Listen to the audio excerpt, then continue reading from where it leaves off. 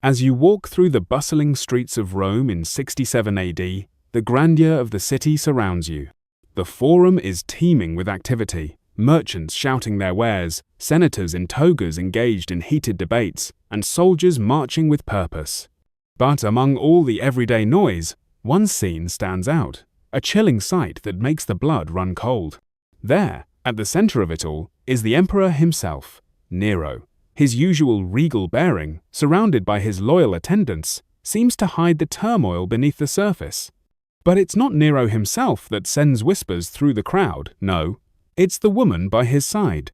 She is young, her beauty undeniable, draped in silken gowns and jeweled ornaments that catch the midday Sunday.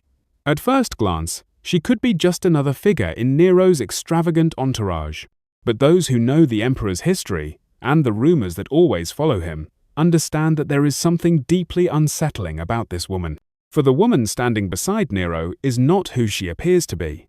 No, she was once a boy, Sporus, a young man who had been transformed into Nero's vision of his lost love. It is not just a strange marriage, it's a grotesque manifestation of Nero's obsession with the woman he had lost, Poppaea Sabina. The whispers in the street grow louder. People talk of the horrifying truth. Nero, in his madness, had not only killed his beloved wife, but he had gone to the darkest lengths to recreate her, making Sporus the unwilling vessel for his twisted fantasies. To those who knew what had transpired behind the palace walls, it was clear this was not just another marriage. It was the final act of a man who had crossed the line from ruler to monster.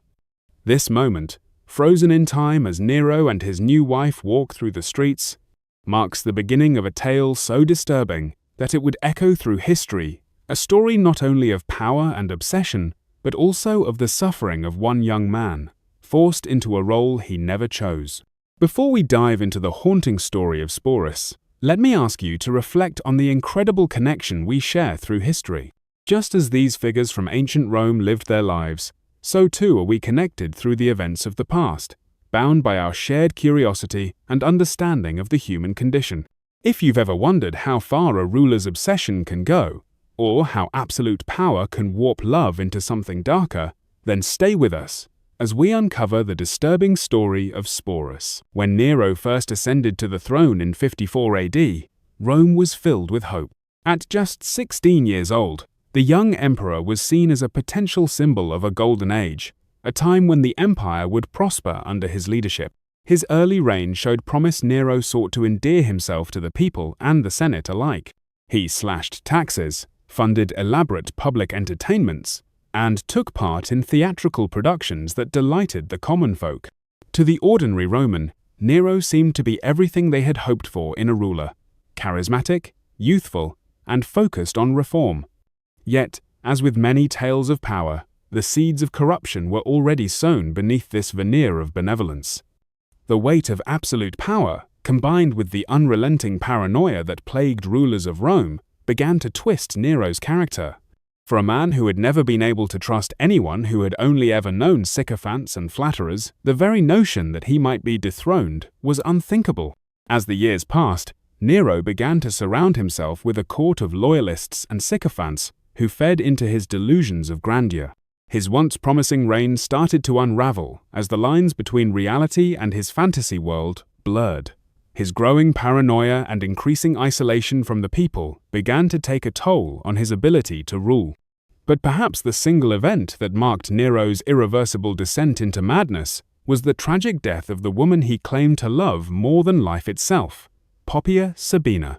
Poppaea was everything Nero had ever wanted in a woman. She was stunningly beautiful, sharp-witted, and ambitious enough to share his dreams of eternal glory. For Nero, she represented not just a wife, but an ideal, someone who could stand by him as he shaped his own legacy. But their relationship was anything but typical. Nero's obsession with Poppaea went far beyond romantic affection. In fact, it bordered on possessive mania. The emperor's behavior grew increasingly erratic as he lavished gifts upon Poppaea, to the point where the imperial treasury was nearly emptied. Jewels from distant lands, silks from the east, perfumes from Arabia, all were presented to her as tokens of Nero's undying devotion. Yet, what should have been a symbol of love had turned into something darker. Nero's obsession with Poppaea quickly escalated. He would fly into fits of rage if another man so much as looked at her too long.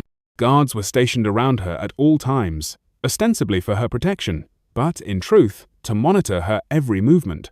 The emperor had become a man so consumed by his desire for control over his wife that he began to see her not as a partner, but as a possession, a beautiful object he could mold and shape according to his whims. Despite this, Poppaea, who was no fool, recognized the dangerous game she was playing.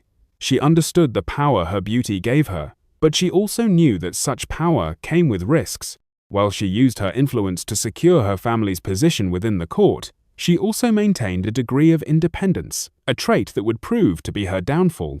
Unlike the submissive women of the court who had learned to anticipate Nero's moods, Poppaea retained the will to stand up to him. She would argue with him, criticize his decisions, and mock his artistic performances when they didn't meet her high standards. This defiance would prove fatal. Poppaea Sabina was more than just a beautiful woman in a city known for its opulence. She was a force to be reckoned with in a world dominated by political games and imperial intrigue. When she entered Nero's life, she did so with the kind of fierce ambition that could either elevate her to the highest echelons of power or lead her to destruction. At the time of their first meeting, Nero was already married to Octavia, the daughter of the previous emperor, Claudius. But Octavia, though dutiful and noble, was unremarkable in the eyes of Nero. Their marriage, a political arrangement, was cold and devoid of passion. Octavia was reserved, rarely seeking the spotlight, while Poppaea reveled in the attention that came with being the center of the room. Poppaea's influence on Nero was immediate and profound. Unlike his first wife, who had no interest in the world of power games, Poppaea was a woman of intellect, capable of navigating the treacherous waters of court politics. She could charm, manipulate, and persuade her way through the layers of Roman society, securing a position of prominence that would eventually turn Nero's affection into something far more dangerous obsession. Their affair began as a scandalous yet typical act of Roman infidelity. But for Nero, what started as an illicit love affair quickly transformed into something far darker. It was not just Poppaea's beauty that entranced him, it was her ability to command attention, to make him feel as if he were the center of the world, a power that spoke directly to his vanity. The emperor, known for his artistic pretensions and belief in his own divinity, found in Poppaea someone who mirrored his own inflated sense of importance. Nero began to see Poppaea not just as a lover, but as a reflection of himself. Her beauty and sharpness reinforced his own grandiose vision of his reign. To him, she was more than a wife. She was a symbol of everything he wished to embody.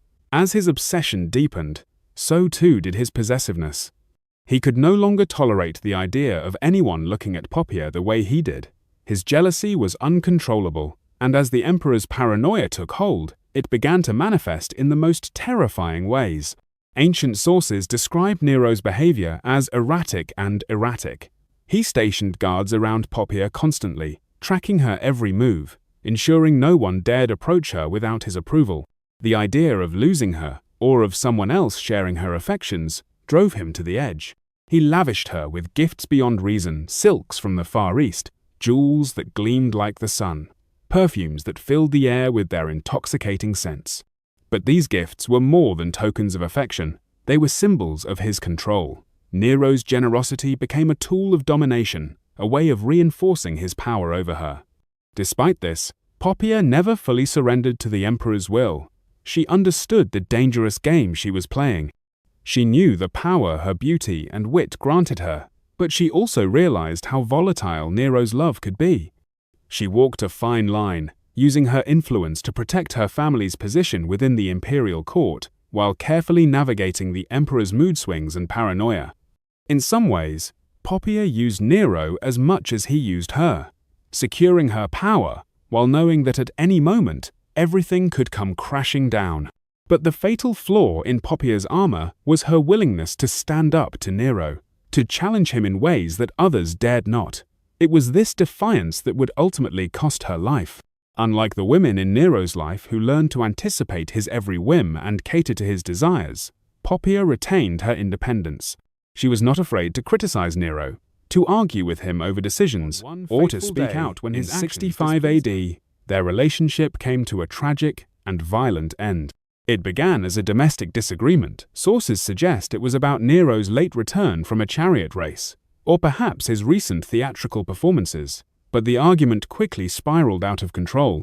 Poppaea, who was pregnant with their second child, had the audacity to criticize Nero's priorities, pointing out that he cared more about his public image than his responsibilities as a husband and father. The criticism, small as it might seem to any other man, shattered the fragile hold Nero had on his sanity. In a fit of rage, Nero struck Poppaea. Whether he kicked her in the abdomen or delivered a blow that sent her crashing to the floor is unclear, but the result was the same. Poppaea, pregnant with his child, was killed by the emperor's hands. Some ancient sources claim that the blow was fatal almost immediately, while others suggest that Poppaea lay bleeding and unconscious for hours before succumbing to her injuries. Either way, Nero's violent outburst left him with a permanent stain on his soul, one that could never be erased. The scene that followed was as pathetic as it was heartbreaking.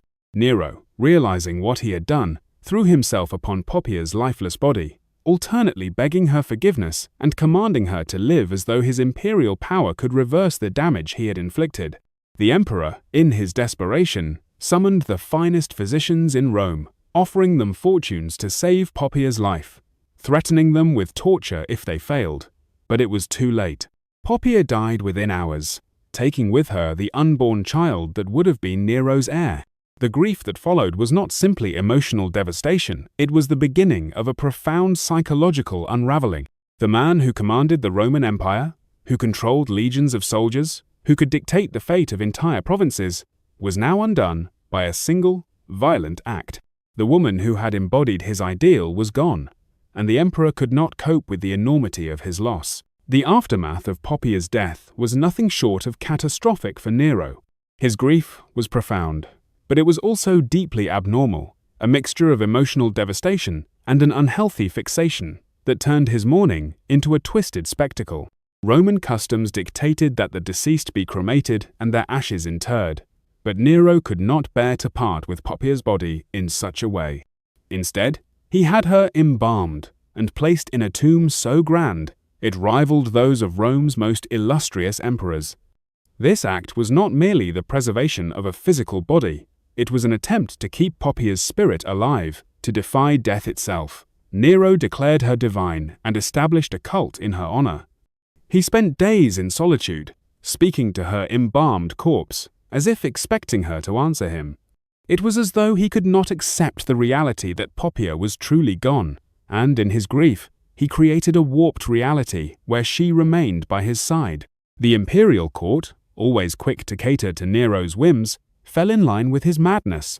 They were forced to participate in the elaborate fiction that Poppaea had not died, that she was somehow still present, albeit in a spiritual form. Her favorite chair remained empty at banquets, and courtiers were expected to refer to her in the present tense. Anyone who dared suggest that Nero should move on or that he was behaving irrationally was exiled or worse. In the midst of this chaos, a new figure entered Nero's orbit: Sporus. The young man, a freedman in the imperial household, had no idea that his life was about to be irrevocably altered.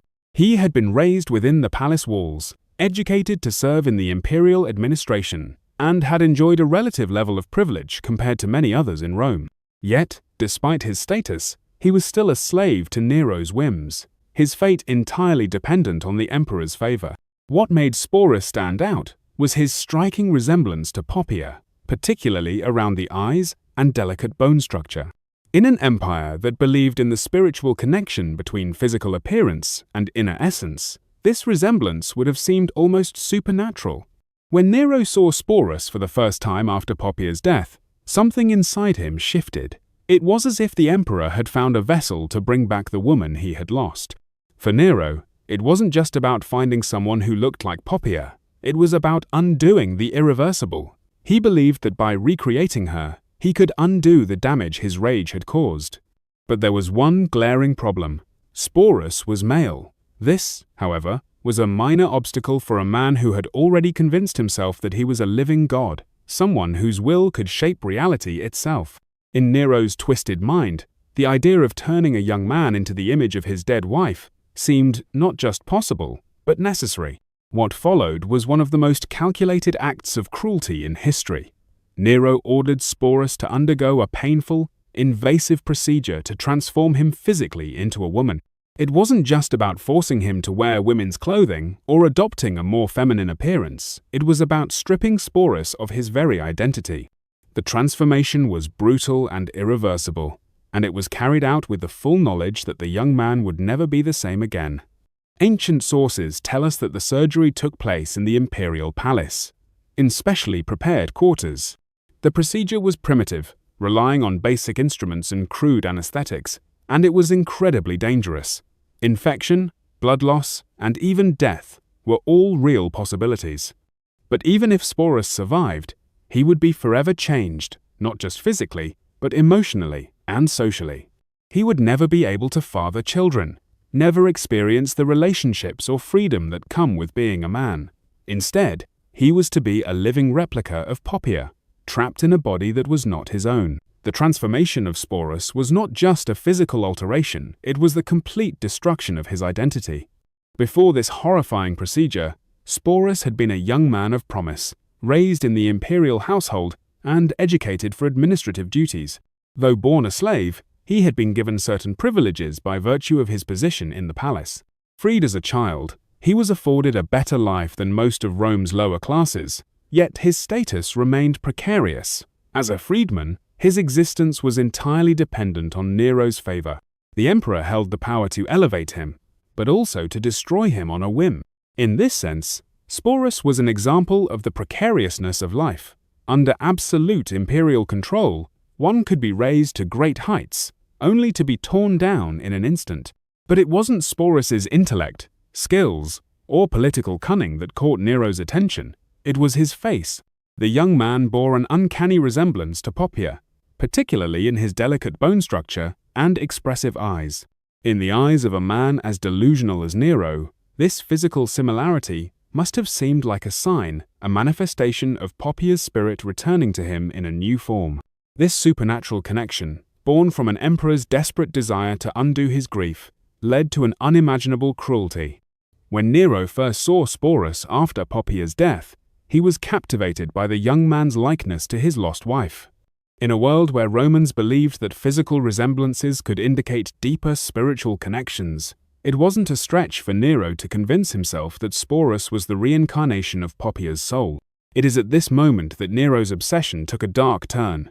He no longer saw Sporus as a person, he saw him as a vessel for his dead wife, a perfect replacement for the woman he had killed in a fit of rage. Nero's next step was as monstrous as it was irreversible.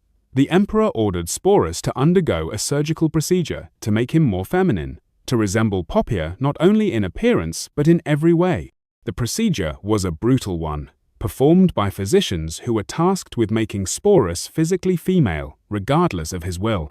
For Nero, this was not just an act of revenge on the memory of Poppia, it was an attempt to resurrect his ideal, a living doll created to serve his twisted fantasy. Sporus, stripped of his identity and autonomy, became a blank canvas upon which Nero could project his desires.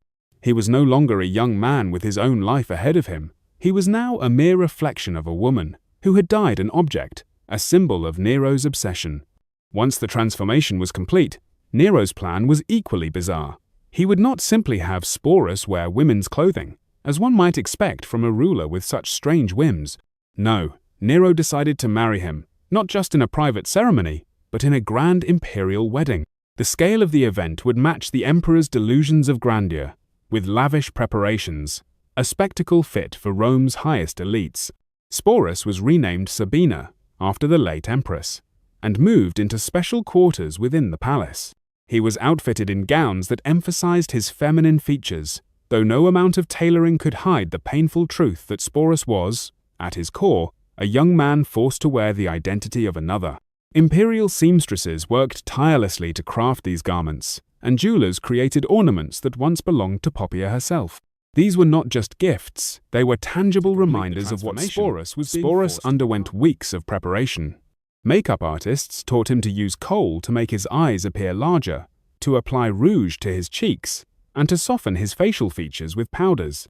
His hair was styled in elaborate fashions that were fashionable among Rome's aristocratic women. while tutors instructed him on how to walk, sit, and behave as a lady, teaching him the delicate art of femininity, a role he had never chosen but was now bound to perform. This was not simply about appearance. It was about the systematic erasure of Sporus's identity.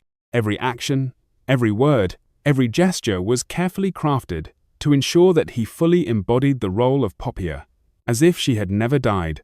Sporus was not allowed to be himself. He was only allowed to be the version of Poppaea that Nero had recreated in his delusional mind. The psychological strain must have been unbearable. Sporus was forced to look in mirrors every day and see not the face he once knew, but a distorted version of himself, someone he no longer recognized. His body, once his own, had been altered irreparably, and his mind was now a prison, trapped in a role he could never escape. He was a living symbol of Nero's obsession, an unwilling participant in the emperor's twisted fantasy. Yet, despite the enormity of his suffering, Sporus had no choice but to comply. The consequences of defying Nero were too severe, and so, Sporus continued to play the role he had been forced into, an act that would take him to the highest levels of Roman society, only to expose him to the deepest depths of degradation. The transformation of Sporus into the image of Poppaea was not just physical, it was an act of profound psychological and emotional violence. Once the surgical procedure was completed, Sporus became a living embodiment of Nero's broken desire. No longer a young man with his own future, he was now a reflection of an idealized woman, constructed by the emperor's madness. But the most terrifying aspect of this transformation was not the surgery itself, it was the life Sporus was forced to lead afterward, a life that would see him stripped of his identity and individuality, turned into an object for Nero's obsession. The process of turning Sporus into a woman was far more than a mere matter of appearance. It was a brutal, dehumanizing act. Nero's physicians were instructed to modify Sporus's body to resemble Poppaea's as closely as possible. They carried out a procedure that was dangerous, using crude tools and minimal anesthesia, and it was fraught with risks. In a time when medicine was primitive and infections were a constant threat, the very act of trying to alter Sporus's body left him vulnerable to untold suffering and death. It's almost unimaginable to consider the physical agony he must have endured during the surgery, not to mention the emotional and psychological toll it took on him as he realized that he was being transformed into someone else, a mere vessel for another person's unrelenting obsession. After the procedure, Sporus was forced to live as Poppaea's substitute. His hair was styled in the fashion of Roman women, his body clothed in silks and jewels once worn by Nero's late wife. These garments weren't just meant to flatter or adorn, they were designed to complete the illusion, to erase the identity of Sporus entirely and make him into the perfect replica of Poppaea.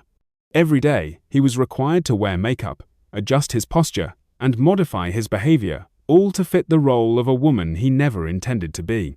Even his voice was subjected to change, as Nero demanded that he speak in a higher tone, imitating the way women in the imperial court spoke. This wasn't just an elaborate costume, it was the complete erasure of Sporus's identity. He was no longer allowed to be who he was.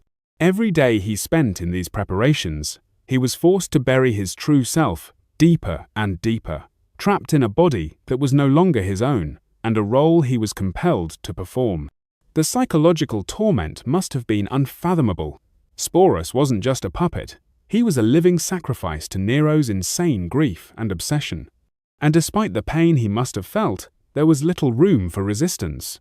The alternative was death, or worse, the complete destruction of everything he had once known.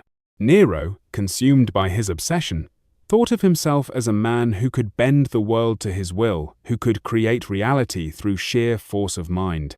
And so, when Sporus underwent his transformation, the emperor didn't see him as a victim, he saw him as the answer to his pain, a vessel for the wife he had killed. Nero truly believed that by reshaping Sporus into a woman and marrying him, he could somehow restore the love he had lost. It wasn't enough for him to simply mourn Poppaea's death, he needed to resurrect her. And in Nero's mind, there was only one way to do that, by turning a young boy into a living replica of his. The reality was far darker. Sporus had no choice in this matter. He was an unwilling participant in a horrific charade.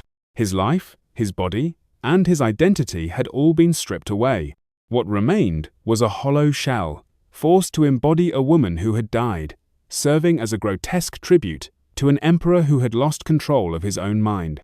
Sporus, no longer allowed to live as himself, had become a puppet in the hands of a man whose grief and obsession had turned into cruelty. Every day, Sporus woke up in a palace designed to remind him of Poppaea. His quarters were filled with portraits of her, statues in her likeness, and jewels that had once been hers. Every mirror reflected a face he no longer recognized. Every conversation with Nero was a performance, requiring Sporus to pretend to be someone else, someone he had never been. This wasn't just a costume. It was a new identity that had been forced upon him, an identity that he could never escape. And it wasn't just about appearances. Nero expected Sporus to embody the role of Poppaea in every aspect of life. Every gesture, every movement, every word had to reflect the memory of the woman he had lost. The psychological strain of this constant performance must have been unbearable. Sporus had to live as someone else, not just in the public eye, but in every waking moment. And the price for failure was high. One mistake, one wrong gesture, one misstep could mean death. Nero's wrath was legendary, and anyone who displeased him could face swift and brutal punishment. The cruelest part of this transformation was that it wasn't just about appearance, it was about obliterating Sporus's sense of self. By forcing him to adopt the identity of Poppaea, Nero erased Sporus's own life, his hopes, his dreams. He became nothing more than an object to be displayed, a symbol of the emperor's broken mind. The boy who had once been free was now a living puppet, trapped in a role he could never escape. The culmination of Nero's twisted fantasy was the imperial wedding of 67 AD, a spectacle that was both lavish and grotesque. Nero's obsession with recreating his lost love, Poppaea, reached its zenith in the grand ceremony he orchestrated for Sporus. This wedding was not just an imperial affair, it was a grotesque mockery of Roman tradition, a symbol of the depths to which Nero had sunk in his attempt to reanimate the past. The preparations for the wedding were nothing short of extravagant. Nero spared no expense in ensuring that the event would be one for the ages, a reflection of his imperial power and his delusion that he could control life and death itself. The wedding was scheduled to coincide with the spring festivals, when Rome's elite would gather to celebrate, making the event even more opulent. Musicians were hired to perform, and the finest wines and delicacies were served to the guests. The palace hall was adorned with imported flowers, and thousands of oil lamps illuminated the scene, creating a surreal, almost otherworldly atmosphere. To the unknowing observer, the wedding may have seemed like a normal imperial affair, but for those who understood the circumstances, it was an act of madness. Sporus, now dressed in elaborate gowns and adorned with jewels that once belonged to Poppaea, was paraded before the court as Nero's new bride. He had been transformed physically, mentally, and emotionally into a living replica of the woman Nero had murdered. Nero, in his delusion, treated this union as a legitimate marriage. The ceremony followed traditional Roman rituals. Vows were exchanged, hands joined, sacred bread shared, and legal documents signed, making the union official. The emperor, in his madness, acted as though he had restored the wife he had lost, as though this grotesque farce could undo the violence he had inflicted on Poppaea. The guests at the wedding were expected to play their parts in the charade. They offered congratulations, gave expensive gifts, and maintained the appearance of joy. But beneath the surface, there was an undeniable sense of horror and discomfort. Many in the court were deeply disturbed by what they were witnessing: an emperor who had turned his grief into a public spectacle, marrying a young man who had been surgically altered to resemble his dead wife. But no one dared voice their concerns. To do so would have meant certain death. For Sporus, this was more than a public humiliation, it was the final erasure of his identity. The wedding, which should have been a moment of celebration, became a nightmare. He was not allowed to be himself. He was forced to play a role he had never chosen. Every gesture, every word, every movement had to be in perfect accordance with the emperor's fantasy of Poppaea. There was no room for individuality, no space for Sporus to be anything other than the woman Nero had created in his mind. And yet, despite the horrific circumstances, Sporus had little choice but to comply. The alternative was unimaginable: rejection, punishment, or death. So, Sporus became the emperor's wife in public, enduring the humiliation and torment that came with it. In the months that followed the wedding, Sporus's life took on an even more surreal and degrading form. Nero treated him as if he were the real Poppia, continuing to refer to him by his late wife's name. He would reminisce about their shared memories and expect Sporus to respond accordingly, as though he were reliving a life that never truly existed. Sporus was forced to remember events that had never happened, to pretend he was someone else. This wasn't just an act of cruelty, it was the ultimate psychological torture. Every day, Sporus had to live a life that wasn't his own, trapped in a performance that could never end. Nero, in his delusion, truly believed he had resurrected Poppia. For him, this was not a punishment for Sporus, it was a tribute to his love, his obsession. He saw nothing wrong with what he had done, convinced that he had created a perfect replica of his lost wife. But for Sporus, every moment spent in the palace was a reminder of the identity he had lost, the life he had been forced to abandon. The wedding had not only stripped him of his physical identity, it had stripped him of any hope of ever being free. In the aftermath of the imperial wedding, Sporus's life became an endless performance, a carefully curated illusion meant to satisfy Nero's delusional desire to replace the woman he had lost. Sporus, now officially Nero's wife, was treated as such in all public functions. He was made to accompany Nero everywhere to state dinners, public appearances, and private gatherings, as though he were the new empress. Sporus was given his own household staff, his own quarters within the palace, and a lavish lifestyle funded by the imperial treasury. But the luxury he enjoyed was not a reward for his role. It was a constant reminder of the life he had lost. His true identity had been erased, and now he was forced to play a part that he never chose. The palace, once a place of relative comfort, became a gilded cage. Sporus's quarters were adorned with portraits and statues of Poppia, reminding him of the woman he was supposed to embody. His every move was scrutinized. Every word he spoke was expected to reflect the life of the woman he had been transformed into. If Nero referred to Poppia's past memories of their time together, Sporus was expected to respond as though he, too, had lived those experiences. This wasn't just about appearances anymore. It was about erasing Sporus's true self and replacing it with the persona of a woman who no longer existed. Every day, Sporus faced the overwhelming psychological strain of this forced identity. His life was no longer his own. He had been transformed into a living doll, a reflection of Nero's warped sense of love. He had no choice but to perform the role perfectly, for any misstep could lead to punishment or even death. The pressure to maintain the illusion must have been suffocating. Every gesture, every expression, every action had to be in line with Nero's delusional vision of his late wife. Sporus was not just playing a role, he was living in constant fear of being discovered, of slipping up, of failing to live up to the emperor's impossible expectations. Despite the outward luxury of his existence, Sporus's life was a nightmare. The wealth, the fine clothes, the jewels, none of it could shield him from the psychological toll of being trapped in a role he had no agency over. He had become a symbol of Nero's obsession, a living embodiment of the emperor's twisted grief.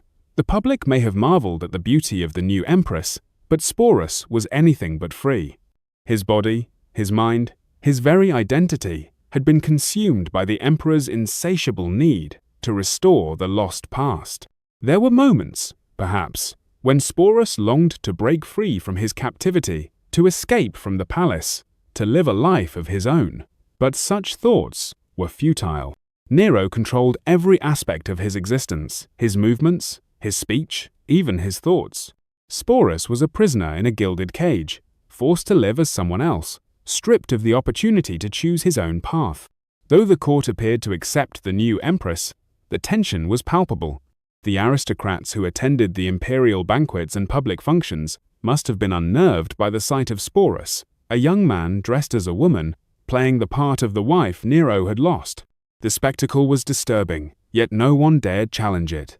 In Rome, the emperor's will was law, and any attempt to resist could lead to exile or worse. For Sporus, the situation was increasingly unbearable. The emotional toll of living as someone else, of being forced to forget his own identity, was perhaps the greatest suffering of all. He was trapped in a nightmare, forced to live a lie for the sake of Nero's delusion. The transformation had not just altered his body, it had shattered his sense of self. The boy who had once been free, who had walked the streets of Rome with his own dreams and desires, was now a mere shadow of himself, bound to a role he could never escape. The public functions continued, and Sporus was paraded in front of dignitaries, ambassadors, and citizens alike, all of whom were expected to treat him as Nero's legitimate wife. The young man, now living as Poppia, was presented to the world as an emperor's consort, but behind the facade, he was suffering a torment that no one could comprehend. Nero, in his delusion, believed he had found peace, that he had restored what he had lost. But for Sporus, every day was a reminder of the life he could never have, the identity he could never reclaim. Nero's reign, once filled with promise and grandeur, had long since descended into chaos.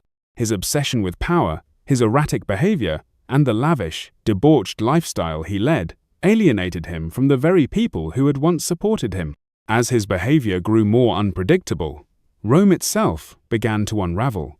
The Senate, once a pillar of imperial power, turned against him. Governors in distant provinces revolted, dissatisfied with Nero's neglect of the empire and his irresponsible spending. The rebellion was widespread, and soon even his own elite guard, the Praetorian Guard, began to question their loyalty to the emperor. In the spring of 68 AD, Nero found himself cornered. His enemies, both within and outside the empire, had grown too powerful to ignore. The Senate declared him a public enemy, and his own troops, once loyal to the emperor, turned their backs on him. Rebellions broke out across the empire, and Nero, seeing his world crumbling around him, fled the capital, leaving behind his imperial throne. As Nero retreated from Rome, he sought refuge in a villa just outside the city. There, he planned an escape, convinced that he could return to power, if only he could survive long enough. But the world had changed, and his delusions could no longer protect him. The end was inevitable, and on the 9th of June, 68 AD, Nero took his own life, choosing suicide over capture. His death marked the end of the Julio-Claudian dynasty, and with it, the collapse of the emperor, who had once believed he was invincible. Yet, for Sporus, Nero's fall was far from liberating. As the emperor's death signified the end of one chapter in Rome's history, it also marked the beginning of another dark period for the young man. No longer protected by the emperor's power, Sporus became vulnerable, exposed to the whims of those who would now seek to exploit him. For the first time since his transformation, he found himself without a master, without Nero's delusions of love and control. Sporus was a symbol of Nero's excesses, his obsessions, and his cruelty. Now that Nero was gone, Sporus was no longer useful in the way he once had been. He had been a pawn in Nero's game, a reflection of the emperor's madness, and without Nero to protect him, Sporus became a valuable prize, an object to be claimed by anyone with the power to do so. Within days of Nero's death, Sporus was seized by Nymphidius Sabinus, a Roman official who had briefly attempted to seize power in the wake of Nero's collapse. He saw Sporus as a symbol of the old emperor's reign, and as such, he made use of him, keeping the young man dressed in his female attire and treating him as though he was still the wife of the now dead Nero. Sporus was passed from one ruler to another, each one using him for their own purposes, treating him as nothing more than a piece of property. The next man to claim Sporus was Vitellius, the new emperor, who took him under his control, continuing the degradation. But this was not the end of Sporus's suffering. The new emperor, notorious for his indulgence in public spectacles and humiliations, had an even darker plan for the young man. The cruelest fate befell Sporus when Vitellius decided to use him as a tool for public entertainment. In 69 AD, Sporus was forced to participate in a grotesque reenactment of mythological scenes, in which he was humiliated in front of thousands of spectators. The arena, a place where gladiators fought to the death, was now the stage for Sporus's final degradation. The young man, who had already endured unimaginable psychological and physical suffering, was subjected to the ultimate humiliation: public sexual abuse in the Colosseum, an act of cruelty so horrific that it transcended the violence of the gladiatorial games. For Sporus, this was the final breaking point. The man who had once been free, who had once been a young, hopeful soul, was now a plaything for the amusement of the masses, an object to be used, abused, and discarded at will. Rather than submit to this final humiliation, Sporus made the only choice he had left. He took his own life. The manner in which he ended his suffering is not entirely clear, but ancient sources suggest that he poisoned himself, ending a life that had been consumed by others' cruelty and delusion. Sporus was probably no more than 20 years old when he died, his life cut short by forces far beyond his control. His story, though largely forgotten by history, stands as one of the most harrowing examples of the human cost of imperial excess. Sporus was a victim not only of Nero's madness, but of a system that saw him as little more than a pawn to be manipulated, a tool to satisfy the twisted desires of the most powerful man in the world. The tragic end of Sporus was, in many ways, the ultimate consequence of Nero's reign, an era marked by excess, cruelty, and the utter disregard for human dignity. Yet, despite the horrendous abuse Sporus suffered, his story is often overlooked in the annals of history. His life, consumed by the whims of a mad emperor, stands as a testament to the darkest extremes of imperial power and the cost of absolute authority. The question that lingers, however, is not just about the cruelty Sporus endured, but about what was lost in the process. Who was Sporus before he was forced into the role of Poppia? What dreams, hopes, and aspirations did he have before he was torn from them and molded into someone he could never be? We may never know the answers, as his true identity was systematically erased by Nero's delusions. But one thing is certain: Sporus was a human being, with a life and a story of his own, long before he became the emperor's tragic wife. His death, by suicide at such a young age, was not only the end of his physical suffering, but also a final act of defiance, a refusal to live as a thing, a symbol, a reflection of someone else. By taking his own life, Sporus reclaimed the one thing that had been denied him throughout his entire existence: the ability to make his own choice. In a world where every aspect of his life had been controlled and manipulated, his death was the only act that remained truly his own. It was a final, tragic assertion of his humanity, a declaration that he could not, and would not, continue to live as a puppet to the whims of others. Sporus's story is not one of simple victimhood, it is a story of survival in the face of unimaginable abuse. He endured the systematic destruction of his identity, the forced transformation into something he was not, and the crushing weight of living in a world that refused to acknowledge him as a person. But even in the face of such overwhelming cruelty, Sporus found a way to reclaim his agency, even if it meant sacrificing his life. In the end, Sporus became a symbol of the dangers of absolute power, the way in which unchecked authority can strip away the humanity of those caught in its grip. His life and his death are a reminder that behind every grand narrative of empire, conquest, and glory, there are individual stories of suffering, resilience, and tragedy. The lives of those who are forgotten by history are just as important as the stories of emperors and generals. Sporus's story, though largely lost to time, deserves to be remembered as a cautionary tale about the cost of power and the importance of recognizing the humanity of all people, regardless of their station. What makes Sporus's story so haunting is not just the physical abuse he endured, but the psychological toll of being erased as an individual. His transformation, his forced marriage to Nero, and his subsequent treatment as a living symbol were not just acts of cruelty, they were attempts to strip away his identity and turn him into something else entirely. In a world that valued power and control above all else, Sporus's story stands as a reminder of the destructive nature of unchecked authority. Perhaps the most tragic part of all is that we will never know what Sporus might have become had he not been caught in the whirlwind of Nero's madness. What could he have accomplished? What life could he have led, free from the chains of the emperor's delusions? But history, in its cruel indifference, will never answer these questions. What remains is a tragic figure, a young man whose life was stolen from him by one of the most powerful men in history. His legacy, though obscured by time, serves as a powerful reminder of the dangers of absolute power and the vulnerability of those who live under its shadow. Sporus's story deserves to be remembered, not just as a footnote in the history of Nero, but but as a testament to the resilience of the human spirit in the face of overwhelming suffering. His life, though marked by tragedy, reminds us that even in the darkest corners of history, there are stories of courage and survival, of individuals who, despite everything, refuse to be completely erased.